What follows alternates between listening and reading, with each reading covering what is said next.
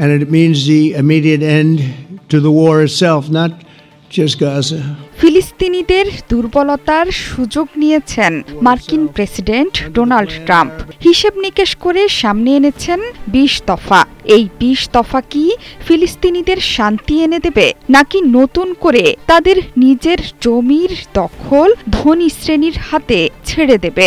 আসলে ফিলিস্তিন শাসন করবে কট্টর জায়নবাদী আর ধনকুবেররা, এমনই এক চাঞ্চল্যকর নথি প্রকাশ করে ঝড় তুলেছে ইসরায়েলি দৈনিক হারেতস। বিশ্লেষকরা বলছেন, ইসরায়েল গাজায় যুদ্ধ চায় না, কিন্তু নিজের শর্তে এটিকে শেষ করবে। মধ্যপ্রাচ্যে উত্তেজনা বৃদ্ধির জন্য পশ্চিমাদের নির্বোধ নেতৃত্বকে দায়ী করেছেন আব্রাহাম অ্যাকার্স পিস ইনস্টিটিউটের নির্বাহী পরিচালক অ্যারি লাইটস্টোন। তাকেও গাজা শাসনের একজন সদস্য করেছেন ট্রাম্প এবং নেতানিয়াহু। গেল সপ্তাহের শুরুতে গাজা শাসন ব্যবস্থার খসড়া পরিকল্পনা ফাঁস করেছে ইসরায়েলি দৈনিক হারেতস। সেই পরিকল্পনা এসেছে সাবেক ব্রিটিশ প্রধানমন্ত্রী টনি ব্লেয়ারের নাম। এই ব্লেয়ারই ইরাক যুদ্ধে নামিয়েছিলেন ব্রিটেনকে। প্রধানমন্ত্রিত্ব ছাড়ার পর পুরো পৃথিবী চষে বেড়াচ্ছেন টনি ব্লেয়ার। ব্যবসার পাশাপাশি প্রভাব বিস্তার করছেন সারা পৃথিবীতে। সেই প্রভাবশালী টনি ব্লেয়ারই শাসন করবেন ফিলিস্তিনকে, অর্থাৎ গাজায় অন্তর্বর্তী কর্তৃপক্ষের নেতৃত্ব দিতে বিবেচিত হচ্ছেন সেই টনি ব্লেয়ারই। গাজা শাসনের নামে আসলে এর নেতৃত্বে বসানো হচ্ছে বিলিয়নিয়ারদের। সেখানে ফিলিস্তিনিদের নেই কোনো আধিপত্য, তাদের অধিকারের পক্ষে লড়াই করার মতো কেউ এখানে নেই।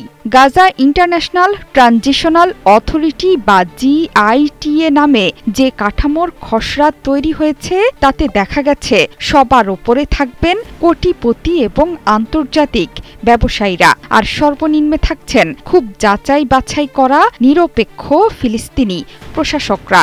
এই প্রশাসনই ইসরায়েল, মিশর এবং যুক্তরাষ্ট্রের সাথে ঘনিষ্ঠভাবে কাজ করবে।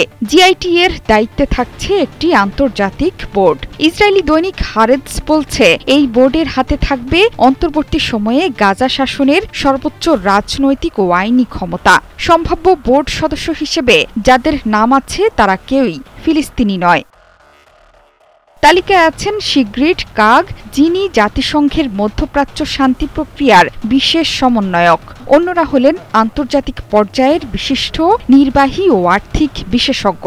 এদের মধ্যে লাইটস্টোন নামে একজন আছেন, যিনি মার্কিন ব্যবসায়ী। ট্রাম্পের প্রথম আমলে ছিলেন ইসরায়েলের মার্কিন দূত ডেভিড ফ্রিডম্যানের উপদেষ্টা। এখন তিনি মধ্যপ্রাচ্য দূত স্টিভ উইটকফের সহযোগী। তালিকায় নাম থাকা আরেকজন হলেন নাগিব সাওয়ারিশ। তিনি মিশরের শীর্ষ ধনকুবের, সম্পদের পরিমাণ প্রায় $10 বিলিয়ন। তার টেলিযোগাযোগ ও স্বর্ণের ব্যবসা। টনি ব্লেয়ারের সঙ্গে দীর্ঘদিনের সম্পর্ক। এছাড়া মার্ক রোয়ান ওয়াল স্ট্রিটের অন্যতম ধনী অর্থলগ্নিকারী। তার সম্পদ $10.2 বিলিয়ন। তিনি নিজেকে ইসরায়েলের গর্বিত সমর্থক দাবি করেন। গাজায় ইসরায়েলি আগ্রাসনকে ন্যায্য যুদ্ধ হিসেবে আখ্যা দিয়েছেন। তবে টনি ব্লেয়ার সহ এই নেতৃত্বকে ফিলিস্তিনিরা বিশ্বাস করবে না বলেই মনে করছেন বিশেষজ্ঞরা। তারা কেবল যুক্তরাষ্ট্র এবং ইসরায়েলের স্বার্থ রক্ষাতেই কাজ করবেন বলে স্পষ্ট ইঙ্গিত পাওয়া গেছে। জোহরা চৌধুরী সেতু, ৭১।